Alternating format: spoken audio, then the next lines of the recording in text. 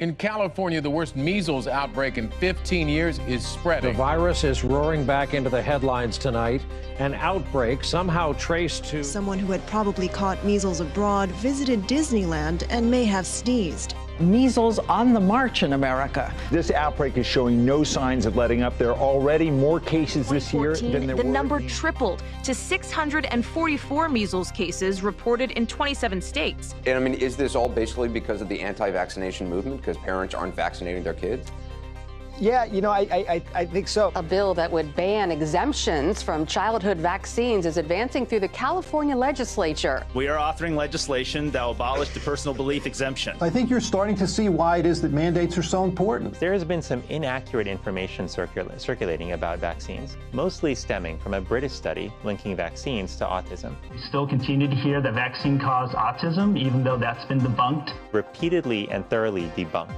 You may have heard vaccination causes autism in 1 out of 110 children. Fuck that. Total bullshit. It doesn't. The bill requiring children to be vaccinated has passed with bipartisan support. Every child must meet immunization standards before joining public schools, private schools, and daycares. I would strongly encourage everybody, look at the science, look at the facts. CDC, the Center for Disease Control, can give you good information. Get your children vaccinated.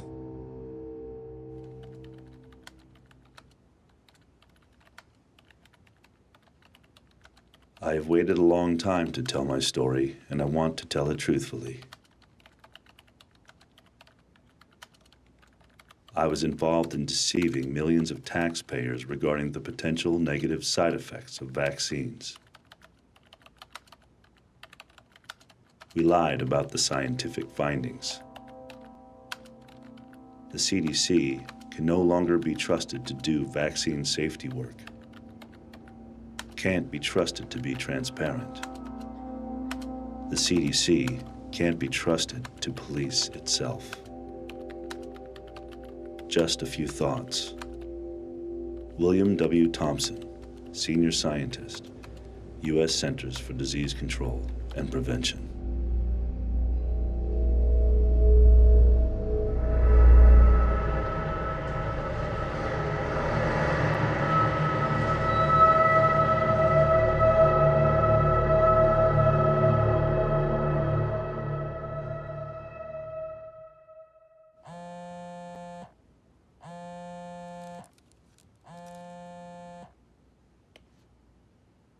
Hello?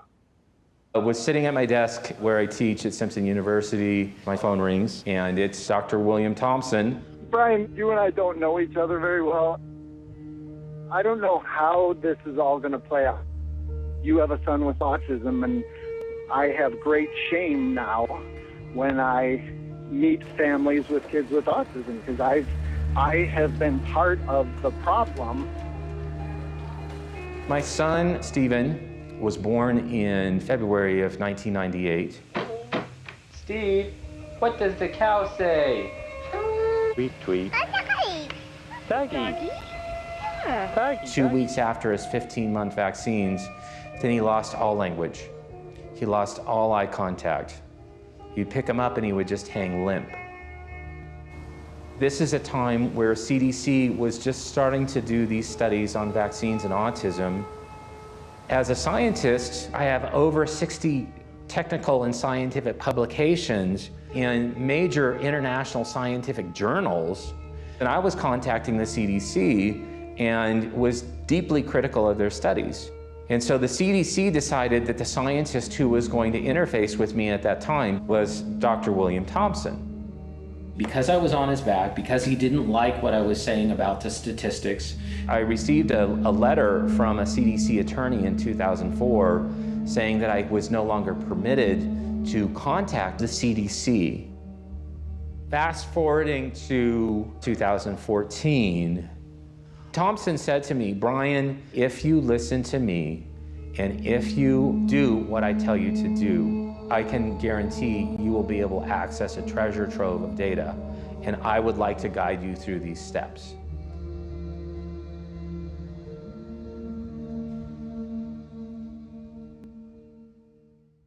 So I want to be a resource. I want to be valuable to you. I want you to have someone in the system. For years, I had been trying to crack this edifice of the CDC and just getting little glimpses of what was not right. The CDC has put the research 10 years behind. Because the CDC has not been transparent, we've missed 10 years of research because the CDC is so paralyzed right now by anything related to autism. I am a licensed clinical psychologist and a board-certified behavior analyst. In 1978, I want to say the prevalence of autism was about 1 in 15,000 children. It was a very rare disorder. I was working at a clinic at UCLA, which was pretty much the only known center for treating children with autism, and we had maybe 6 to 10 children who we were working with. Somewhere around the early 90s, shortly after I opened CARD, the growth of autism has been so high and so rapid that I've never felt like I could ever catch up anymore. From an official diagnostic perspective, the way that we define autism, we were looking at deficits in 2 areas. The first is social communication and social interaction.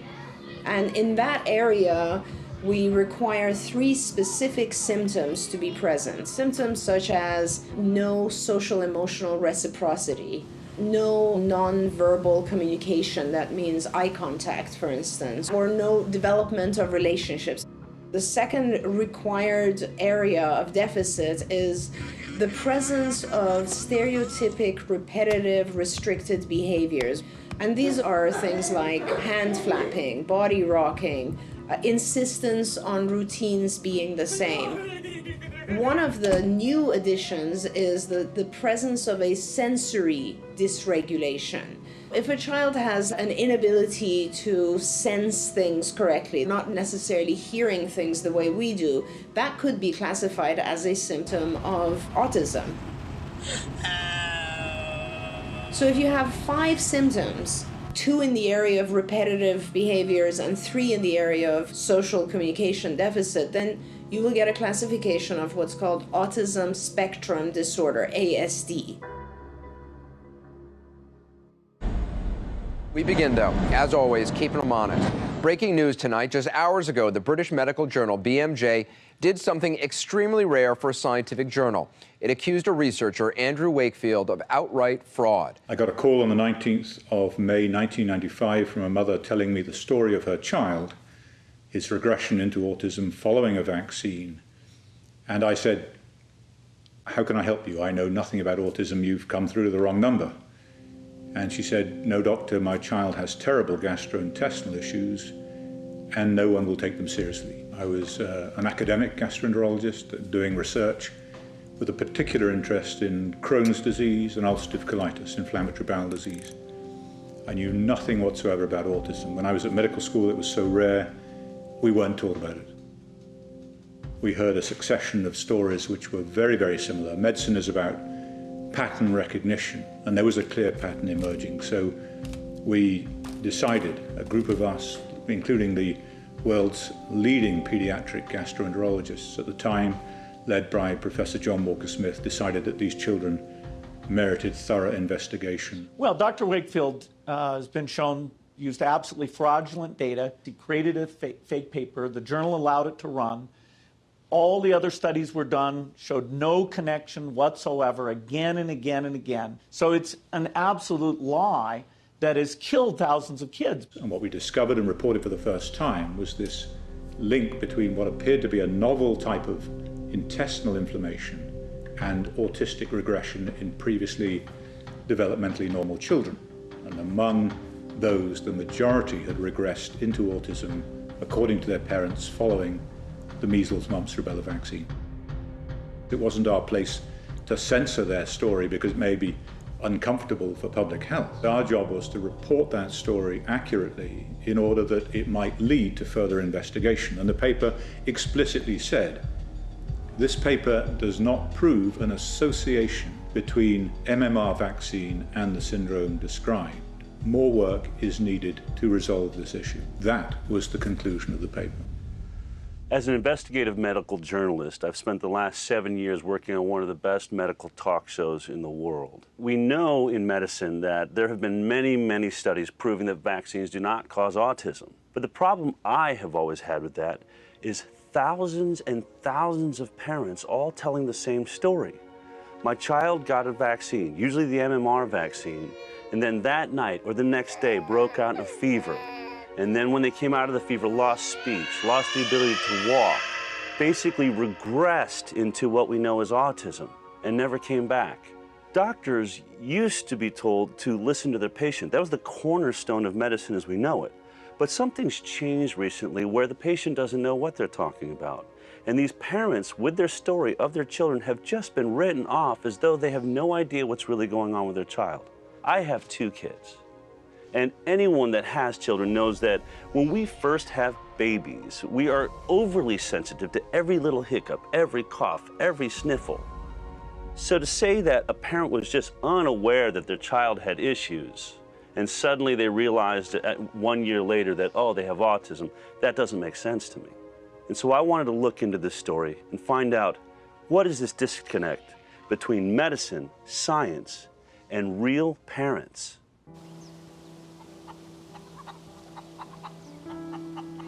I couldn't wait to be a mum. I remember specifically, before we even got married, talking about how important children would be in our lives. I wanted a daughter first, then I wanted a son, and we were planning on having 4 children. We were going to be the most perfect parents that we could be. Bella was born, and that was a wonderful experience. Bella was just this angelic, perfect child. She hit all her milestones. I got pregnant with Billy quite quickly. Bella, say hello to Billy. Hello. We've now got a beautiful girl and a beautiful boy. And life was just amazing. So at 2, 4 and 6 months, Billy had his normal baby vaccines. A little bit snivelly, chesty, coldy after maybe the last one. So me, in my perfect mother mode, rushed to the doctor. Is he okay? Do I need to give him anything? Yes, you need to give him antibiotics, just to make sure there's not an infection in there. It didn't clear up. Rushing back to the doctor, we need some more antibiotics. Let's just keep this going in him. And I remember my mother calling me out. My mother's a sort of homeopathic hippie, and calling me out saying, what are you doing? You're chucking loads of antibiotics down your son. For what? And I remember saying to her, Mum, with all due respect, you're an artist, and they're doctors, so they know best. He was due his MMR vaccination at 12 months. So the morning, exactly to the day, my friend, she said to me, listen, I've heard that there may be a problem with this vaccine we're about to take Billy for, the MMR. And I said, Liz, are you crazy? What is the matter with you? If there was a problem with this vaccination, it would be headline news. The doctor would be calling me up saying, do not bother coming in. This is not a safe vaccine. None of that is happening. You're being negative, you're being careless, and you're listening to what, some rumour that you heard somewhere. Billy could become deaf if I don't take him in now and get him this MMR. You know, most of the evidence linking measles with autism is kind of settled down, and most of the doctors and scientists agree that it probably isn't the major cause. I've been working in pediatrics for almost 20 years. I think most pediatricians view vaccines as the #1 thing they do for kids. Okay, buddy. There we go. Hi, one. All right. All right. Okay. I'm young enough to not remember the days of kids in an iron lung because they were battling polio. You know, polio has essentially been eradicated from this country. In '98, the Wakefield study came out. My son had just been born. That study kind of pointed a finger at the MMR. As a parent, I was scared to give the MMR to my son. And as a matter of fact, I didn't give it to him on time because I wanted to see what additional studies would show. And over time, additional studies did show that, no, it's safe. And so he did get the vaccine. You know, if everybody stopped vaccinating, we'd be going back to the dark ages.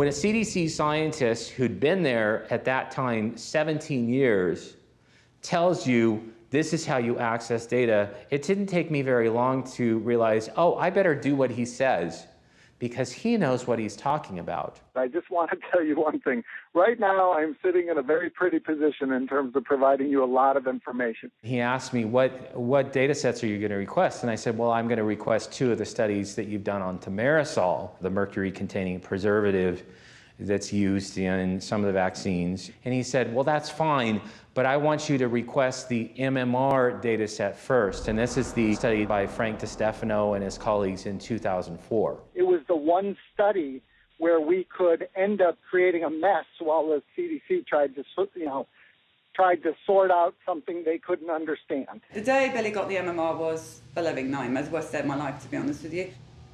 I came in and I saw him lying in his cot, listless.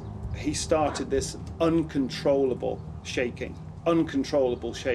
Imagine coming out of a frozen pond. His eyes were doing this and he was shaking like this.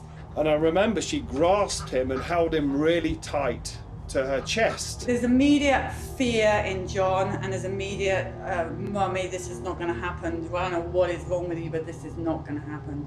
And we get to hospital, we rush him in, doctors are coming in and looking at him, and that's when they said, he's had a reaction, he's had a seizure, this is normal, this is common for many, many children who have this vaccination. It's absolutely okay, he's going to be fine. Nobody ever told me that there would be any side effect to any of the vaccinations my children had.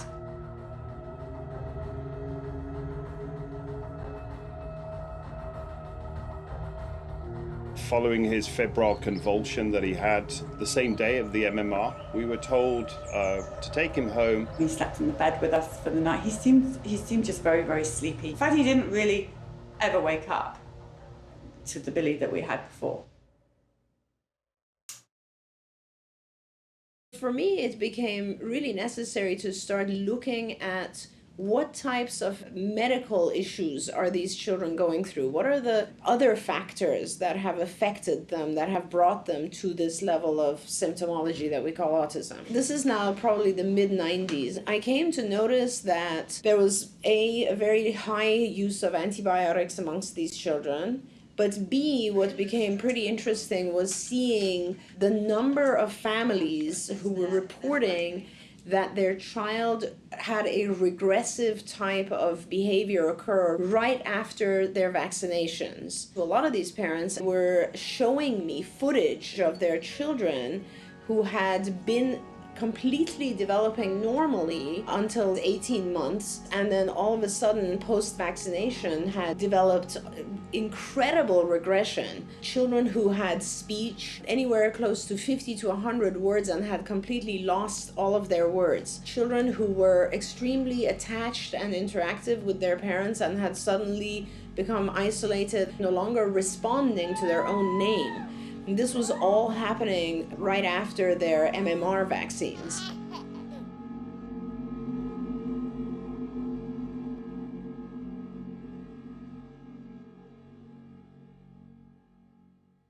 My oldest son, Ian, was born normal, developing normally. He was this beautiful boy, and we ended up at our 12-month visit, which is his 1 year. Then they gave him multiple vaccines at once. And within 7 days, he had 104 fever and a rash all over his body. He had previously been noted in our videos, home videos, that he was walking and actually running at that point. 7 days after the vaccine, he was no longer able to do that.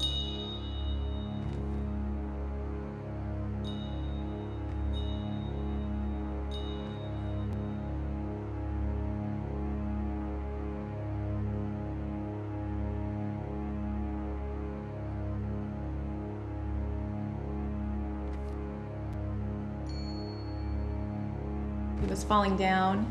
He became a really sick little boy. So the question for those of us investigating autism is age of exposure to MMR a risk for autism? And in order to understand why that might be, you have to understand something of the history of MMR vaccine. In 1987, there was an MMR vaccine that was being used in Canada, produced by SmithKline Beecham. And that vaccine caused meningitis. It was recognized quickly, and that vaccine was withdrawn in Canada. However, in the same month that it was withdrawn in Ontario, it was licensed in the UK. The name was simply changed from Trivirix to Pluzirix. In the UK, it was used for 4 years, and likewise, it caused meningitis and had to be rapidly withdrawn. There was a public outcry, there was an acute loss of confidence by the public in vaccine policymakers, and the vaccine should, at that point, have been destroyed. It wasn't. It was then shipped to developing countries like Brazil, where it was used in a mass vaccination campaign. And there was an epidemic of meningitis, which was entirely predictable.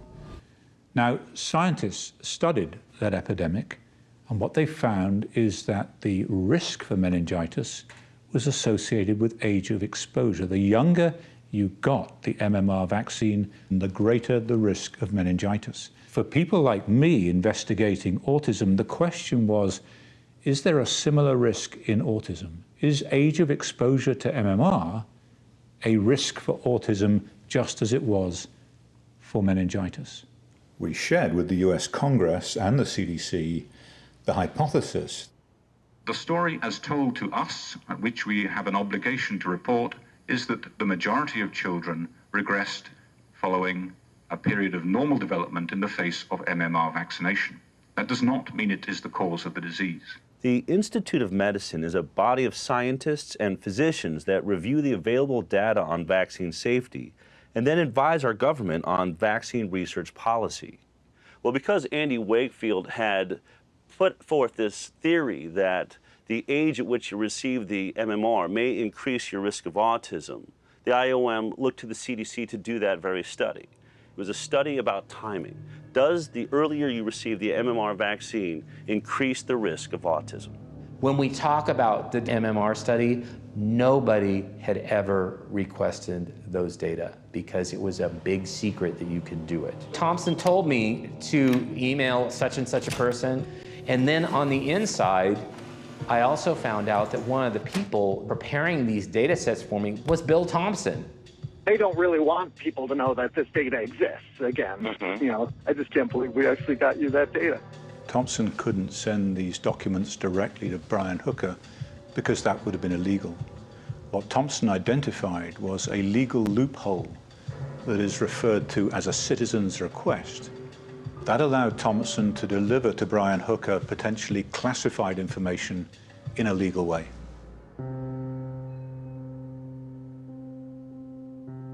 You get checked in England with your babies at certain times, by health visitors. So at 9 months, Billy had his full-blown check, and it says no parental concerns, baby laughing, babbling, talking. So we passed that with flying colours. 18 months is when they next come in.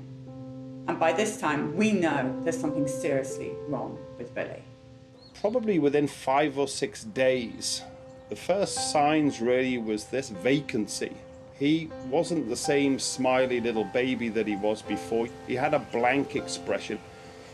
Then the diarrhea kicked in. His tummy started to get bigger and bigger, bloated, rock hard bloated tummy. He would start to walk on tiptoes. His hair fell out, and this dreadful high-pitched scream, sort of whiny scream developed from him. And then came the head banging, the constant banging against his crib, the constant banging against the floor or a wall or anything that he could find to bang his head on. He would thrash it and thrash it. John and I would lie in bed at night just listening to this thud, thud, thud. Thud. There's nothing. He's now not even noticing his sister who he used to play with. John comes through the front door after work. No recognition that we were his parents or this child even belonged to us. Nothing, nothing, gone.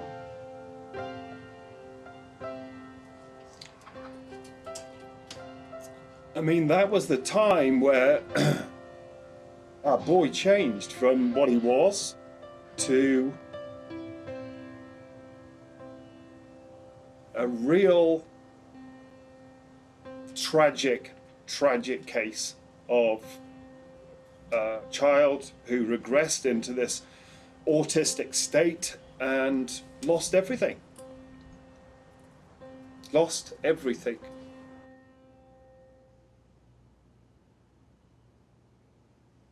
The CDC, the way that they do research studies is very reactionary. They look at something that's creating a press and creating a buzz that could actually lower vaccination rates, and that's what they study. They don't study vaccines proactively. So if Andy had never done his original study, gotten that published in The Lancet, would have never created the uproar that rightfully it should have created, then the CDC would have never studied this. The press conference for the Lancet paper was called by the Dean of the medical school, who was the chairman of the media committee. The temporal association between MMR and autism was initially made in the United States. I had done an extensive research into measles vaccine safety and MMR vaccine safety in the pre-licensing phase. In other words, what safety studies had been done before these vaccines were put onto the market and into children. The 250-page report was compiled by me showing that the vaccine safety studies for MMR in particular were lamentable. They were lamentable. There are many, many assumptions have been made about the safety of this vaccine, and there had been problems which had been airbrushed. So I wrote to my colleagues and the dean, and I said, going forward, there are going to be questions about what parents should do next. I cannot, in due conscience, support the continued use of the MMR vaccine, having done this research. I said I will continue to vigorously support the use of the single vaccine, but can no longer support the use of the triple MMR vaccine. So the dean, as chairman of that committee, had three choices. He could have not had a press conference. He could have banned me from the press conference. Or when the question came up, as inevitably it would, what do parents do next about vaccinating their children? He knew what my response would be. He could deflect the question to someone else. When the question came up on the day, he directed it straight to me. To assure you, we are not at all somehow exception to the need for measles vaccination, but we are all legal. That is all I recommended at that press conference was that parents opt for the use of the single vaccines, single measles, single mumps, single rubella, until the issue had been resolved scientifically. What happened when I made that recommendation, unilateral decisions were made by the government in the UK to withdraw the importation license for the single vaccines, Merck opting in the US to cease the production of the single vaccines, giving parents no option. I said to a senior representative of the Department of Health, why, if your objective is to protect children against serious infectious disease, why would you take away the option of how parents do that? And she said, because if we allowed parents the choice of single vaccines, it would destroy our MMR program. In other words, the concern was for the protection of the program over and above the protection of children.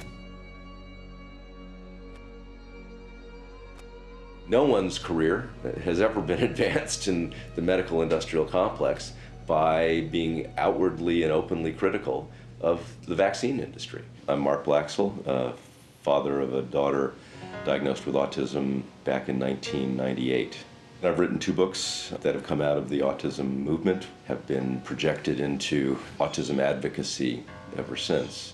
Michaela was born typical, everything was fine, was developing normally through her first birthday. We have vivid memories of early language, joint attention, lots of play. She was adorable, beautiful, cute. And then somewhere in the months after, she began to slip away and she lost language and she began to retreat into a world of her own. And at 2 years, 9 months, we got a formal diagnosis of full syndrome autism. It was a hopeless, pessimistic future that was laid out in front of us. She was going to be disabled for the rest of her life, likely to be non-vocal in an institution, and that the best thing we could do was to accept the inevitable. Part of the story we heard from the Harvard experts was autism was genetic. It was low and relatively constant prevalence. The more I learned, the more clear it was that that whole orthodox view was false, completely false. Revolutions only happen in science when there is an anomaly that the old orthodoxy can't explain. With autism, the anomaly was the explosion in cases, which meant that what people were trying to describe as a genetic, neurologically based condition couldn't be genetic. It could only be environmental. It could only be some set of things that had happened to children. And you had to ask the question, what might it have been? One of my personal training clients was the director of programs for LWT, London Weekend Television. And this guy said, why don't you do a program, and people out there there may be someone out there with this condition.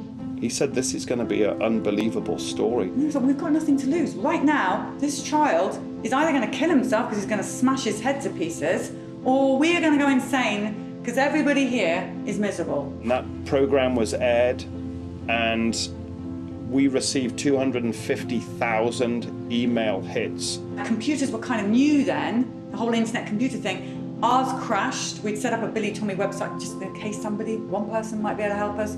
Crashed. The television station's computers crashed. They had never seen anything like this before.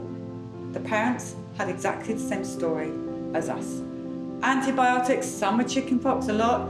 Vaccine, bang, the symptoms are all the same. The diarrhea, the constipation, the high pitch scream, the banging of the head. We've all lived through it, it's the same story.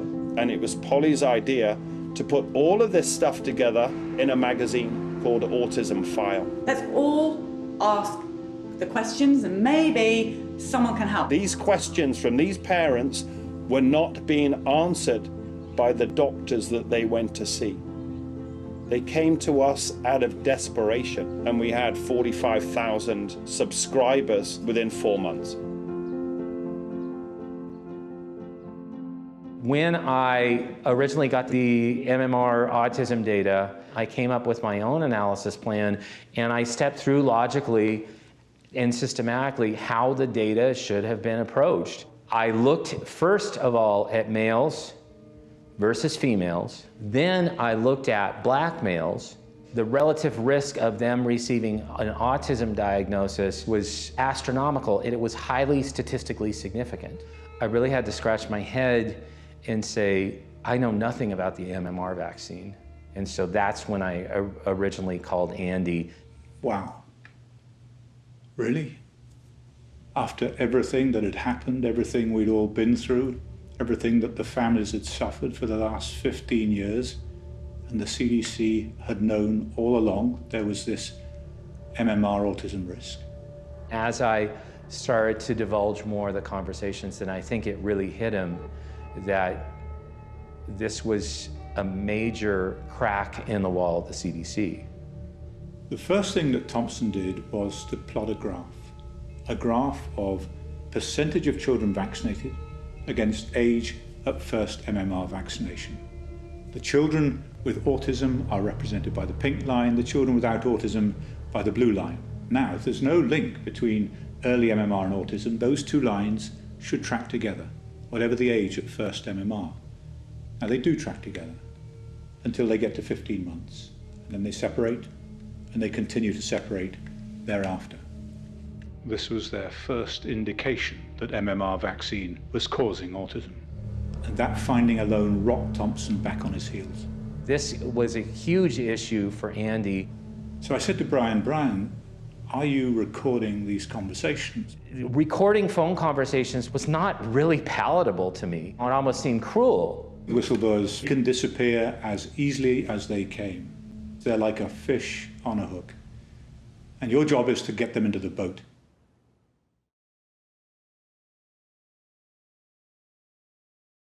Temple walked at 12 months, so he had been walking for an entire month before we went in for the next set of vaccinations. The minute we walked into the pediatric office, Lou, his twin, she's screaming her head off. I mean, she knows what's going on. She doesn't want the doctor touching her. I look up, and there she's got the shots lined up. 3 for him, 3 for her. By the second shot, Lucinda had flipped herself over.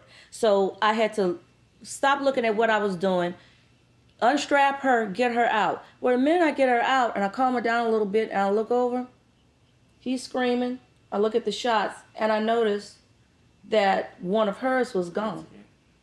There are only 2 shots left for her. And I asked the nurse practitioner, I said, what happened to that other shot? She says, oh my goodness, I gave it to him. I said, which one was it? She said, it was the other MMR. I said, call the doctor. This baby is screaming his head off. You've given him an extra shot. I don't know what the effects of that's gonna be. We're leaving. And I left. So she never got her shots. I go home, this baby cried. I put him down on his little blanket. He starts banging his head on the floor.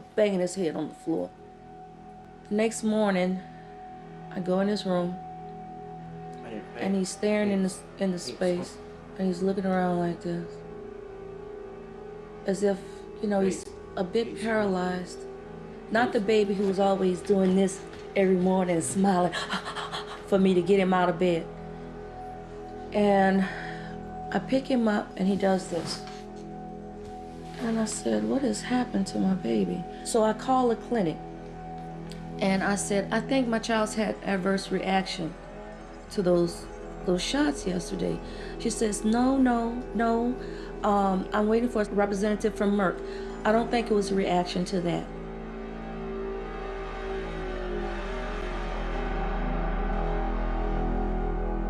Bill Thompson looked at African Americans. He saw that those African Americans that got the MMR on time were 2.64 times more likely to get an autism diagnosis than those African Americans that received the MMR after 3 years of age. What this was suggesting is that among the blacks, the ones that were getting vaccinated earlier were more likely to have autism.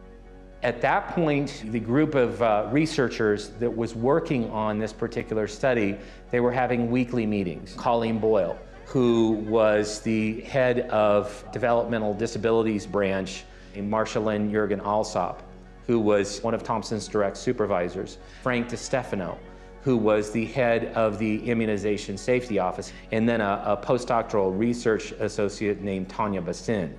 In that meeting, Thompson brought up the fact that African Americans were showing a highly statistically significant risk of autism if they got the MMR on time.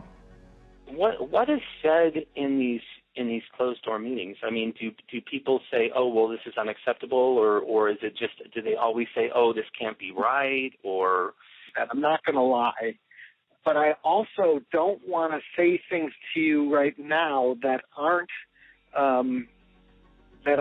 some written form. Right. The analysis regarding the African Americans was the 8 on the Richter scale earthquake that just shook through the CDC. I take him to see the pediatrician that I know. And she looks at me, she closes the door, and she whispers, she says, Sheila, I believe he has autism. I said, what? Like Rain Man? She says something like that. I'm gonna refer you out to a neurologist. And we go see the neurologist the next week. He says he has every classical symptom of autism. I do not believe this. I was angry. When he was explaining to me what Canner's autism is, he told me he was born that way. I said, no, he wasn't.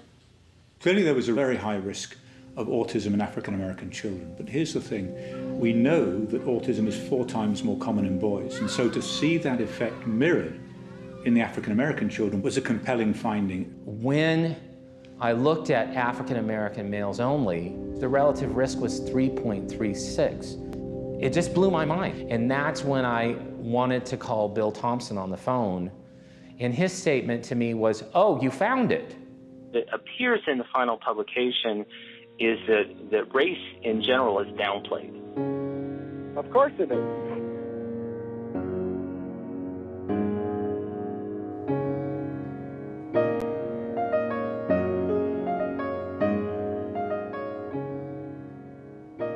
Temple's twin is amazing. She is fluent in 3 languages. She speaks French like a native. She is an A student. She plays classical piano. With all of the guilt that I feel from that day, one of the best decisions I made for her was to walk out of that office without her being vaccinated. At the end of this journey, I don't want to be one of those mothers standing there saying what I wish I would have, could have, should have done. I want to be able to say, I gave it everything that I had. I gave it my best shot. His twin is going into the 11th grade. And for someone who still can't manage to cross the street, now am I grateful he's here? You bet. I'm grateful my son lived. And I was so naive that he would live a fulfilling life. He would end up being a happy man, having a family. My dreams for him. And every year that goes by, the older my son gets, the further that dream seems to be. All about vaccines! So what do vaccines do? Vaccines build up your immune system and make you stronger to fight off disease. Are vaccines safe? Yes, studies involving millions of children have shown no connection between vaccines and autism. Stick to the schedule. The CDC's own vaccine schedule, which we are required to adhere to as parents in America, recommends that our children get the MMR between 12 and 18 months. But in this hidden data provided to us by William Thompson, it is clear that for African Americans, this is actually the most dangerous time to deliver the MMR. The CDC, in my opinion, is one of it's where I go to if I need information about an infectious disease. I probably either go on their website or open one of the reference books every day. That building is filled with a lot of scientists that are smarter than me.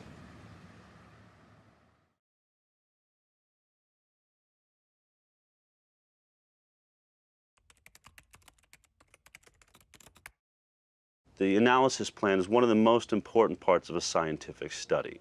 It's the laws or the rules by which the scientist will adhere to while doing the study. And this analysis plan is put together by the scientists themselves. Sometimes their superiors weigh in. But once they've locked that analysis plan, they've said this is how we're going to use the data. And you can't deviate from that analysis plan, or you're at risk of fraud, scientific fraud. Did they deviate from the analysis plan after seeing something that they didn't like? If they did, we have a real problem. Thompson not only played a major role in developing the analysis plan, he was the numbers guy. He was responsible for collecting the data, analyzing the data, and presenting the results. And by November 2001, the results were in. Now with the MMR autism one, we had an analysis plan that we were supposed to execute as was written. And, I'm going to be sharing these draft analysis plans that we had, and you can see whether we did what we said we're going to do. That analysis plan had been agreed upon not only by the co-authors, but also CDC superiors. In order to conceal the effect of the MMR, what they had to do was to reduce the number of children in the study in order to reduce what is referred to as the statistical power. That is, the ability of the study to detect a difference if one genuinely exists. In the analysis plan, they had agreed to use 2 sources of information. The first was the children's school records, and the second was the children's Georgia birth certificate records. So while every child in the study had a school record, only half of the children in the study had a Georgia birth certificate record because the other half had been born in other states. So the analysis plan was explicit. Information on a child's race was to come from their school record. But when confronted by data that revealed an increased risk of autism in African American children, so they deviated from their analysis plan. They chose to get the race data not from the school record, but from the Georgia birth certificate record. Instead of having 3,000 individuals in the study, it went down to about 1800. The relative risk went down from 2.64 to 1.8, but more importantly, that relative risk was no longer statistically significant. I now ask you to step forward to receive your prize from the hands of His Majesty the King.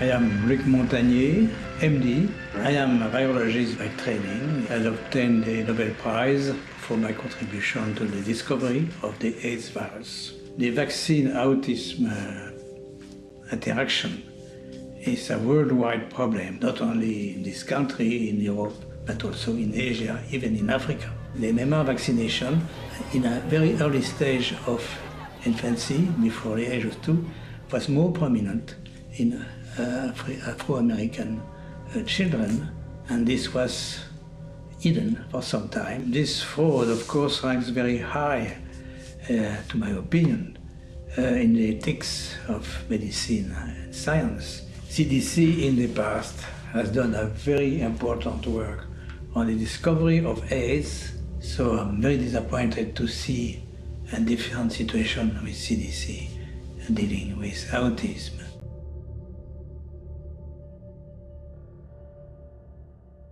Shortly after Julie Gerberding became head of the CDC, I began to communicate with her and ask her to come to my office. There didn't seem to be objective research going on. There was the CDC trying to promote vaccination for children, and then they were doing the safety research themselves. In CDC's judgment, the best public policy is to continue vaccination unchanged while aggressively working to try to identify causes of developmental disabilities. The CDC, I just thought, was institutionally conflicted.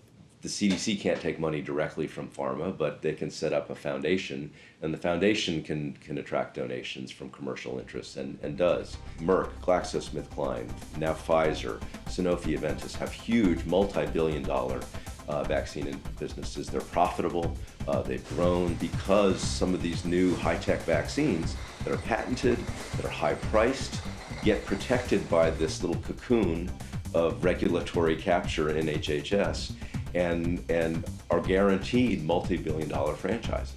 When I was working at Merck, I was a sales rep for Vioxx. The whole scandal started when it was discovered that Merck had manipulated data and covered up the fact that Vioxx actually caused twice the amount of heart attacks and strokes than the placebo.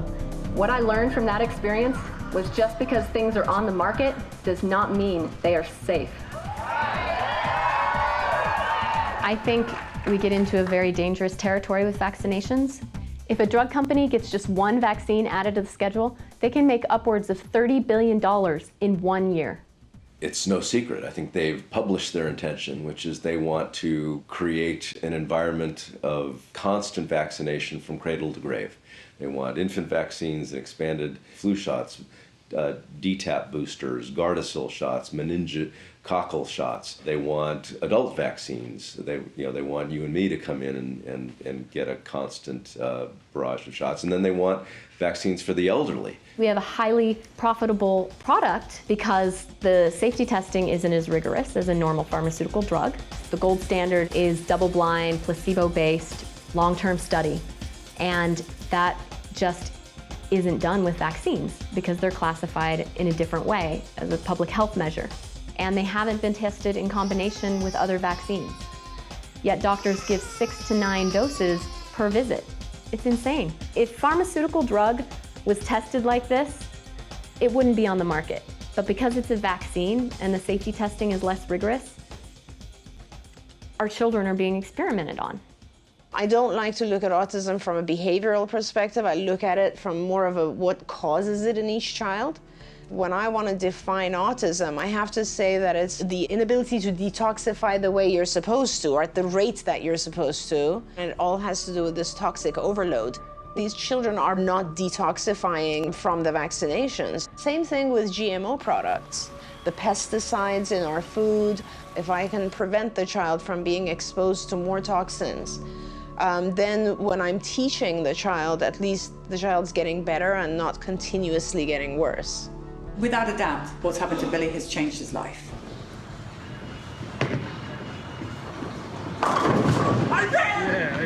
strength.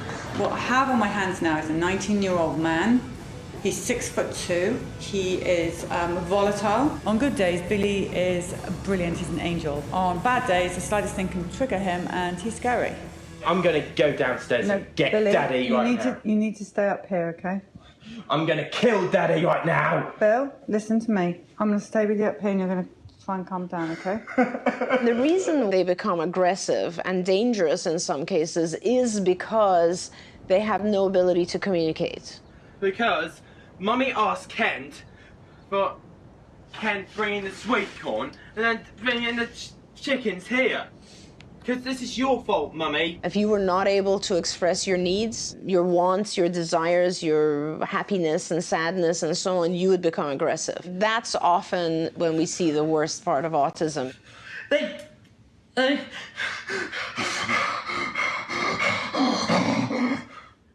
We had to occupy his room and use his video player.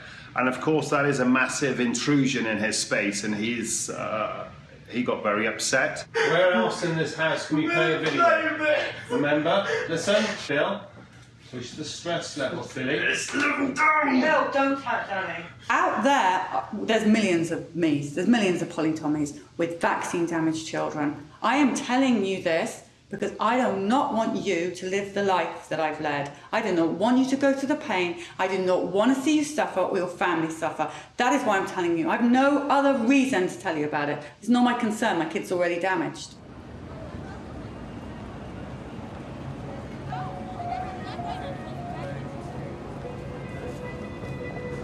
I am a senior research scientist here at MIT in the Computer Science and Artificial Intelligence Laboratory.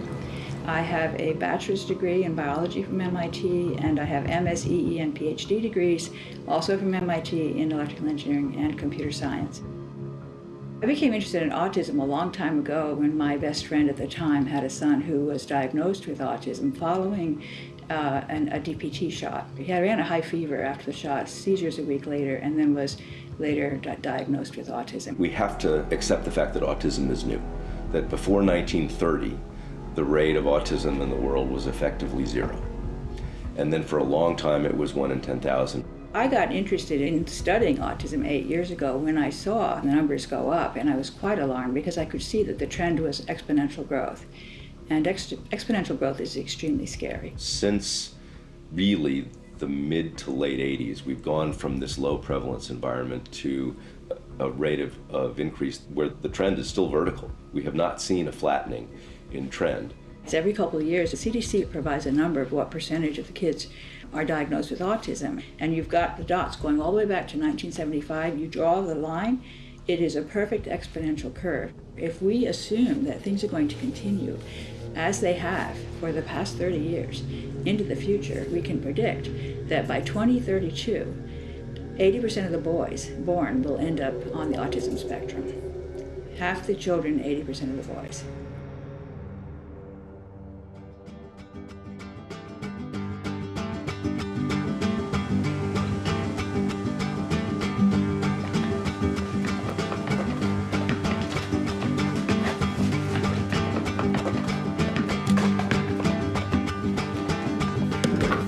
If you think this vaccine is only a problem for African American kids like me, you're wrong. There's an even bigger problem, one that puts all kids at risk, and it's called isolated autism.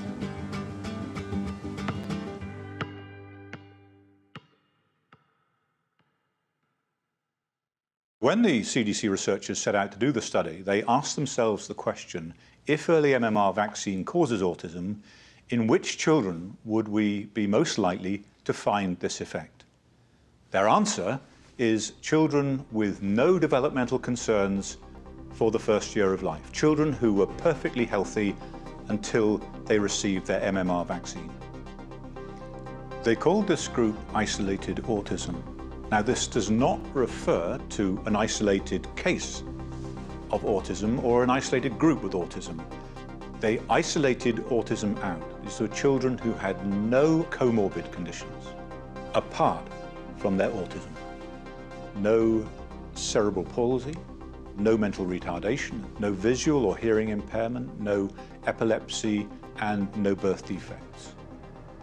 This risk group includes essentially every healthy child in the world. I'm a single father raising a 15-year-old, severely autistic, nonverbal teenage daughter. When she was 15 months old, she received a round of vaccines that included the MMR and the DTaP. She developed a high fever. When the fever broke, she lost everything. My daughter was 6 weeks old when I took her in for her vaccination. 2 hours later, she had a 5-minute seizure, and 2 hours after that, she had another 5-minute seizure. Mama's here. Come on, come on, come on, you're okay, you're okay. Come on, baby, come on, babe, come on, you can do it. Come on, babe, come on out, come on, baby, come on. Keep breathing, come on, come on, come on, come on. The vaccination gave her severe brain damage, and she had seizures every day for the rest of her life until she died in my arms at the age of 15. There is no good reason to choose not to get a vaccine. He got his MMR and he got his DTP, and within days, he stopped talking. Projectile vomiting, convulsions. He went blind in his left eye. Vaccines took our healthy, happy baby and made him unwell. She lost all acquired speech. He lost his speech, he lost his eye contact, like the flick of a switch. If vaccines were unsafe, I think this would be an interesting and reasonable discussion. Obviously, some minority get hurt by this stuff. I don't understand why this is controversial. Vaccines are safe. Get vaccinated. It's like, you know what? Shut the fuck up and let me take every vaccine that Merck wants to shove down my throat. Autism is not a side effect of vaccine, or to say it another way, because some people don't hear this well, vaccines do not cause autism. Hear this well. Hear this well. Please hear this well. Hear this well. Vaccines can and do cause autism. My grandson, Daughter Lily, and my daughter. My son was fully vaccinated. My son, Jackson. I had a healthy, typically developing boy. Please hear this well. Vaccines cause autism. One day everyone will know the truth about vaccines. Hear this well.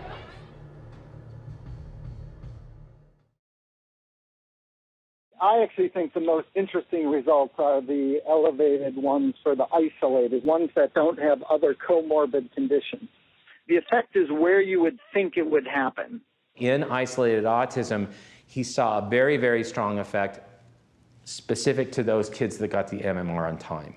When Bill Thompson ran those numbers, he saw an astronomical effect. Some of the numbers were actually, the relative risks were as high as 7 or 8 times higher with these kids that were diagnosed with just isolated autism, no other diagnosis, versus those controls.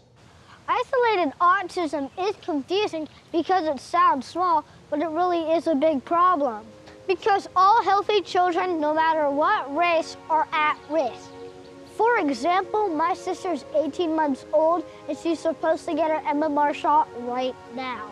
But if she does, she's 7 times more likely to get autism than if my parents wait until after 3 years old. So I hope my parents don't do it. Here's what's really scary. When we look at isolated autism, we see that there's up to 7-fold increase in the incidence of autism between those that received the vaccine between 12 and 18 months versus those that got it after 3 years old. But let's be perfectly clear. Every child in this study had received the MMR vaccine. What would the numbers be if you compared children who got the vaccine between 12 and 18 months versus children that never got the vaccine at all? This is often referred to as the vaxxed versus unvaxxed study. And the CDC refuses to do this study, even though every drug that we take has been through this exact study. There's a group who take the drug, and then they compare it with a group that do not take the drug, and they see, are there more side effects and complications with the group that takes the drug? So why does the CDC refuse to do the vaxxed versus unvaxxed study? Probably because when we look at the results of this study, we realize that the risk would be astronomical, and is likely to be one of the major reasons we're seeing this skyrocketing increase of autism worldwide. Just like the African American children, they went into the room and they sliced and diced the data in an effort to get rid of that effect. So this is Colleen Boyle's meeting notes how they plan to present the data by these age groups. That after the fact, when the data are in, she writes reformat, and then she puts in new age groups. Even this failed to achieve the desired effect, since in the end they simply omitted the relevant findings from the paper altogether. I was just looking at that, I'm like, oh my God, I cannot believe we did what we did. But we did. Yeah. So it's all there. It's all there. And you in the health field, you who run our health agencies in this country who are sitting here today, you have an obligation to these kids that you just saw there to make sure that these studies are complete, thorough, so that everybody knows that we have all the facts, and you don't have that. One of the things we did, because this was such an important topic, was to have them be sworn in. So they were under oath. And if they were doctoring the results of a study and they did it deliberately, they committed a felony.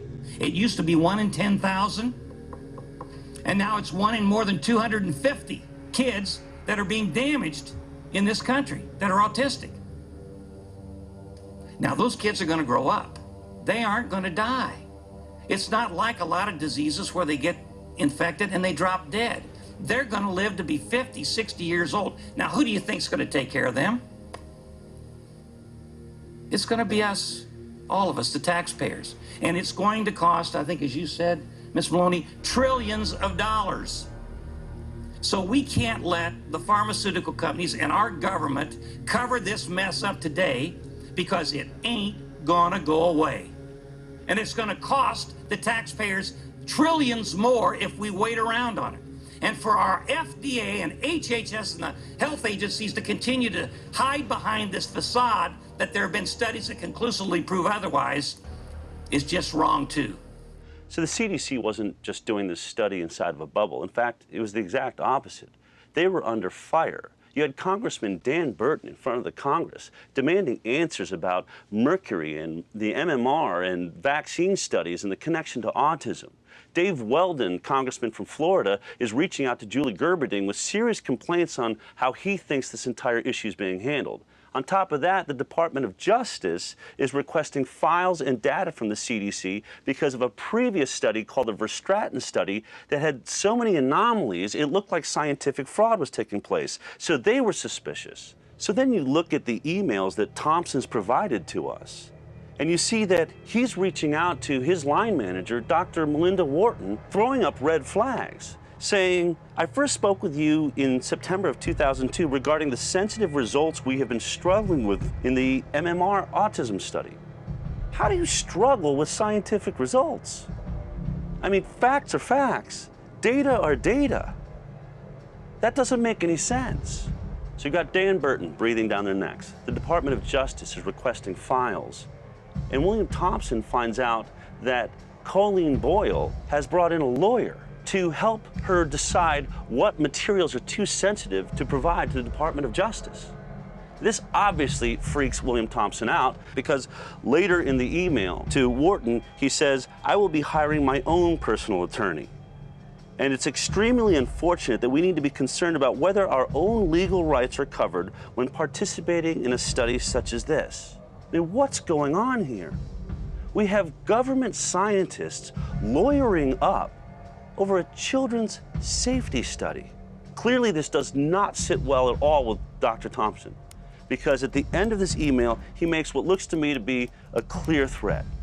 My level of concern has also caused me to seriously consider removing myself as an author on the draft manuscript. So then a few days later, Thompson writes directly to Dr. Walter Ornstein, head of the National Immunization Program, saying, I am not interested in taking all of the political heat that will go along with that study. Thompson has gone all the way to the top of his department. I mean, we don't ever get a response from Walter Ornstein, but Thompson is very clear on what happened next. The higher-ups wanted to do certain things, and I went along with it. In terms of chain of command, I was number 4 out of 5. Dr. Thompson talked about destruction of documents, and that in fall of 2002, There was a meeting with the trash can rolled in, and they selected documents to be destroyed. I led all the analyses with the DiStefano thing. Literally, everyone else got rid of all their documents, so the only documents that exist right now from that study are mine. These documents were no doubt federal records. They were very important documents because they showed a very strong statistically significant effect. He felt that, quite rightly, it would be illegal to destroy those documents, and so in his office he kept not only the hard copies, but the computerized files for that study. There was a dramatically different result presented before and after the time frame that Thompson alleged that these data were destroyed. If I never had the documents before October 2002, there would be nothing that would show that they actually had the results in hand and they decided to destroy those results. I filed a formal complaint to the Office of Research Integrity in the Department of Health and Human Services. I heard back not long after the complaint was filed, and the letter basically stated that every co-author except for Dr. Thompson denied that any such meeting was scheduled. They denied that any material was destroyed or thrown away. They were calling Dr. Thompson a liar. It was their word against his. Dr. Thompson predicted that this would happen. There's things I haven't even shared with you because I can't prove it. And that's what I struggle with. I don't want to share things with you that I can't prove, that there aren't hard records, because I am worried that the other 4 people will collude and say, no, that's not true. Dr. Thompson provided meeting notes to me for precisely the time where the co-authors are claiming that no meeting took place. That's what I keep seeing again and again and again, where these senior people just do completely unethical, vile things, and no one holds them accountable. So look, once you have the data, a scientific study like this is a relatively simple process. You just run the data, you get the results, and then you publish those results in a paper. In their own analysis plan, this study was only supposed to take 6 months, from May 2001 to December 2001. So if they weren't destroying data, why did this study end up taking 4 years? The question everybody needs to be asking the CDC is what the heck happened between October 2002 and February of 2004? The reason you don't see anything else circulating on the study, it was 5 of us behind closed doors for 2 years. Wow. So after 2 years of secret meetings behind closed doors, DiStefano emerges with the final draft of the MMR study, and they're going to present it to the Institute of Medicine. People on the IOM move from industry, government, academia, government, industry, and then they bounce around. It's all the same people, and there wasn't a really good policeman in all this to really make sure that the vaccine safety studies are done properly and that they're done objectively. It just didn't seem to me like we were running a system that was credible. I had written to Julie Gerberding, and I asked her to postpone the February 9th Institute of Medicine meeting. This report, the Institute of Medicine report, I wanted postponed because of my concern that this was not an exercise in discovering the truth, but was instead a meeting being driven by a desire to short-circuit important research and draw premature conclusions. The problem is, William Thompson, being the lead scientist, he's going to have to present their findings, and he's not happy about it. In fact, he's so upset that he goes above the lead author, DiStefano, above Walter Orenstein, all the way to the head of the CDC, Dr. Julie Gerberding. And in an email, he says, "Dear Dr. Gerberding, I will have to present several problematic results relating to statistical associations between the receipt of MMR vaccine and autism." Basically saying, I'm not going to continue this lie. If you put me up there, I'm going to tell the truth. Thompson was originally scheduled to provide a briefing because he basically told Director Gerberding that he would have to say that there is a causal association. He was switched at the last minute with Frank DiStefano, who was able to report to the IOM falsely We have found no association between MMR and autism. The IOM was the point of no return, and so deprived of the truth, the IOM declared MMR vaccines safe.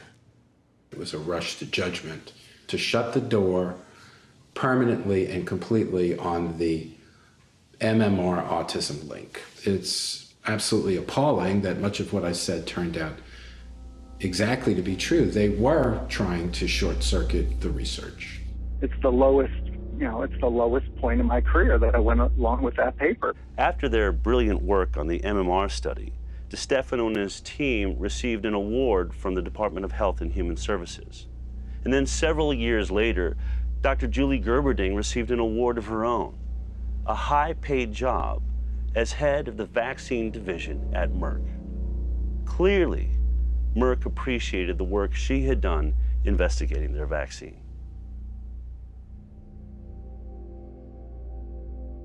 Just to let you know, I wrote a paper on my results on MMR.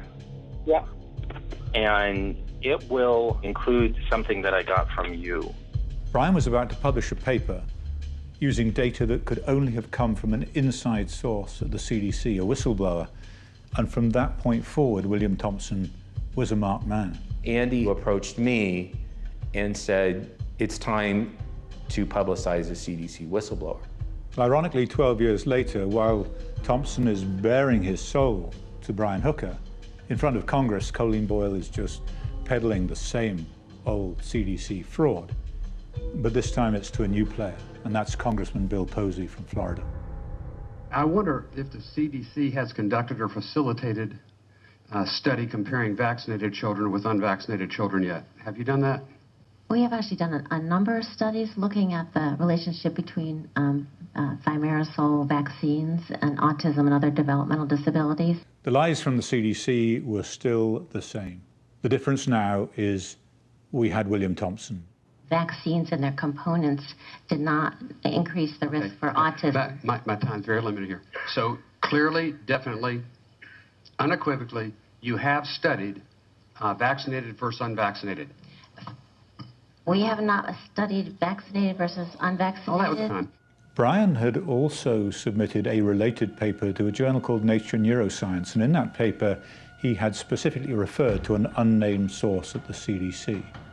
And my worst fears were realized when a journalist from Nature Neuroscience contacted the CDC, contacted Walter Orenstein. The message went on to Frank DeStefano, who sent it out to the co-authors saying, keep your heads down, this may be coming your way. The fear was all of a sudden we'd be dredging the river for Bill Thompson. So I said to him, Brian, we've got to do three things. We have got to get Thompson a whistleblower lawyer. We've got to make sure that his documents are with Posey, and we've got to reveal his name. Whistleblowers are in danger only as long as the only people who know their identity are their enemies. Do vaccines cause autism? In the last 30 years, the childhood vaccine schedule has tripled, while the U.S. autism rate has skyrocketed from 1 in 10,000 to 1 in 50. Dozens of published research papers show that, yes, vaccines and autism are linked. Yet the debate rages on, in part because of the 1986 National Childhood Vaccine Injury Act, passed by Congress as a result of pharmaceutical lobbying. It shields drug companies from liability for injuries and deaths caused by the vaccines they manufacture. Vaccines that the federal government admits are unavoidably unsafe. Instead of suing the pharmaceutical company directly, parents are forced to petition the Department of Health and Human Services, and if federal health officials oppose compensation, the case is argued before a special master in the U.S. Claims Court. Many refer to this as vaccine court. Here are some shocking facts about the so-called vaccine court. Pharmaceutical companies do not have to participate in the proceedings at all. Taxpayers pay for all damages. The U.S. Department of Justice acts as the government's lawyer, with taxpayers footing the bill for their defense.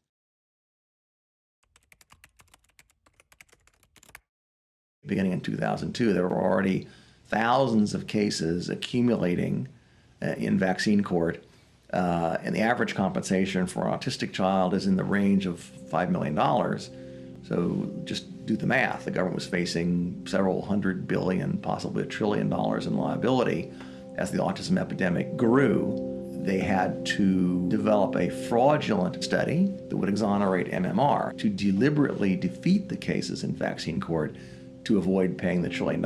So the thousands of autism petitioners were denied their fair day in court by a corrupt and deliberate obstruction of justice. It is one of the most unethical medical decisions of all time, because it was made with knowledge to sacrifice these children as a direct affront to the congressional mandate that they all be compensated.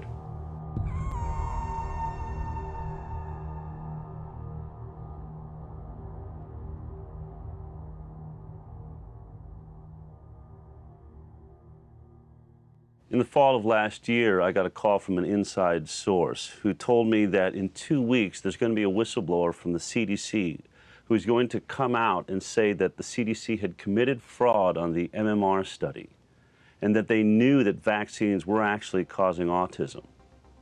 I mean, that's a huge story. Unfortunately, it was a story I would not be able to tell on a medical talk show because a lot of our funding was coming from the pharmaceutical industry. And we were also very good friends with the CDC, who had appeared on our show many, many times.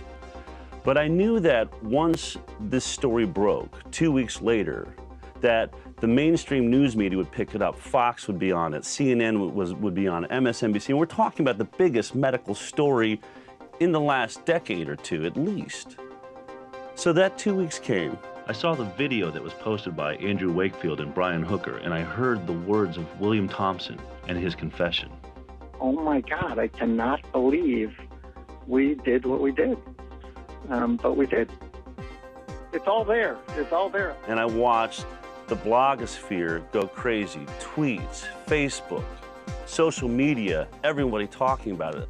But not one mainstream media source went anywhere near the story. In fact, on CNN, someone put the story up on iReport and CNN took it down. And at that moment, I realized, wait a minute. Not only is my medical talk show being produced by the pharmaceutical industry, all of television is. We were never going to get this story. But we certainly did get a story.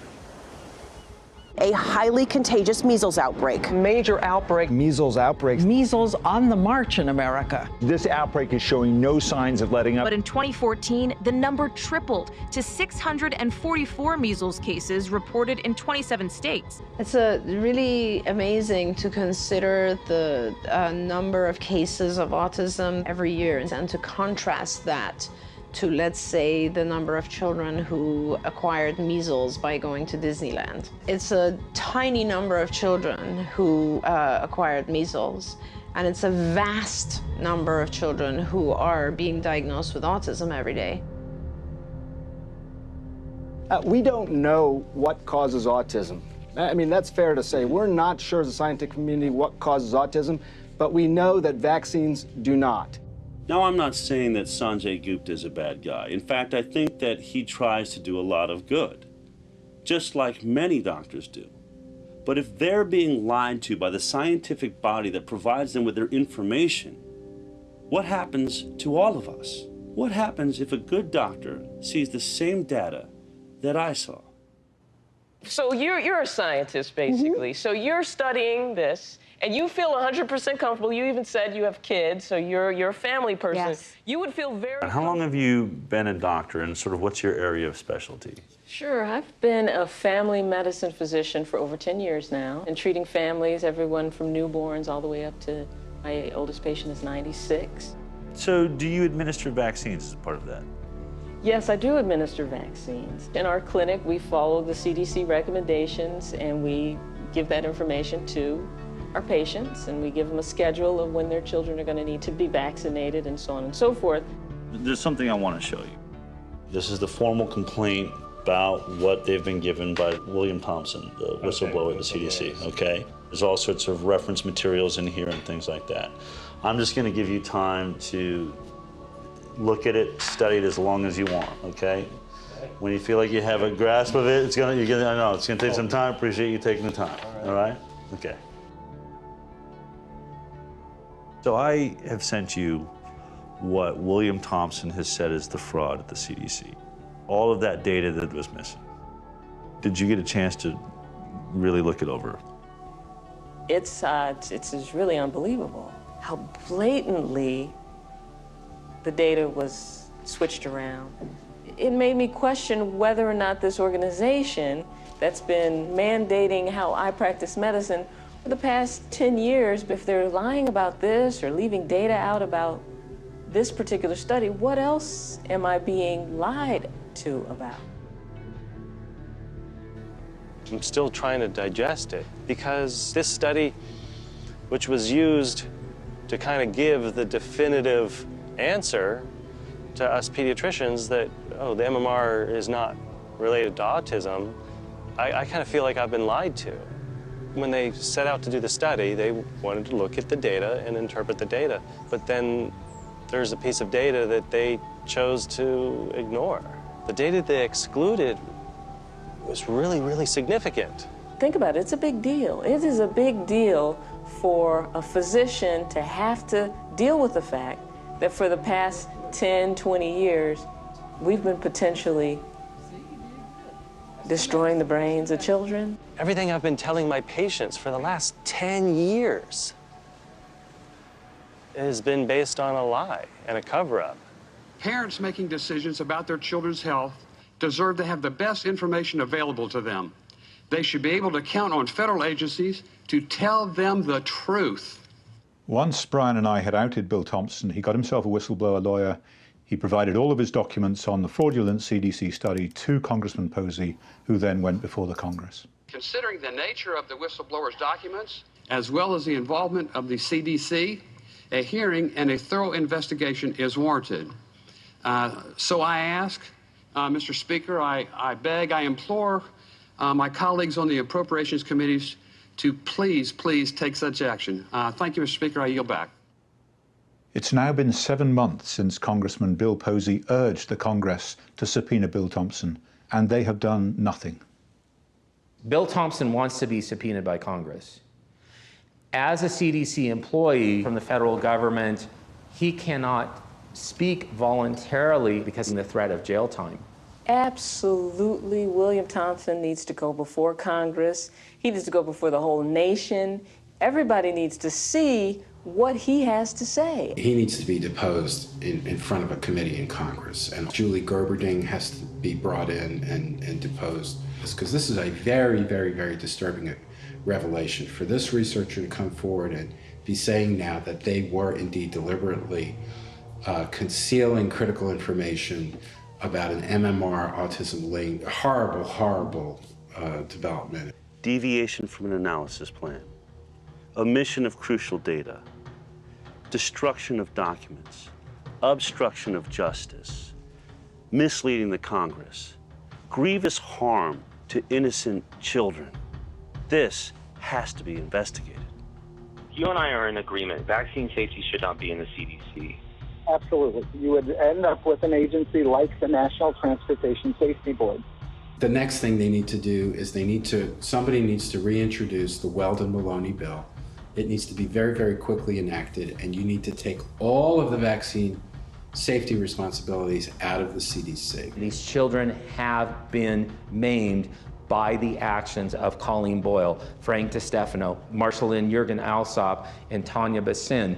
My son has been debilitated for 17 years. I think jail time is too good for these individuals who have perpetrated such fraud. The notion of vaccinating children, protecting children against serious infectious disease with vaccines that are safe and effective is laudable. You hear about measles outbreaks in Disneyland, and then they try and sell you MMR. We didn't see autism being reported as a consequence of the single vaccine, only of the triple vaccine. So my feeling is that we need to review vaccination policy across the board. But in the first instance, I do believe we can make the problem far less if we separate those vaccines out into their single measles, mumps, and rubella.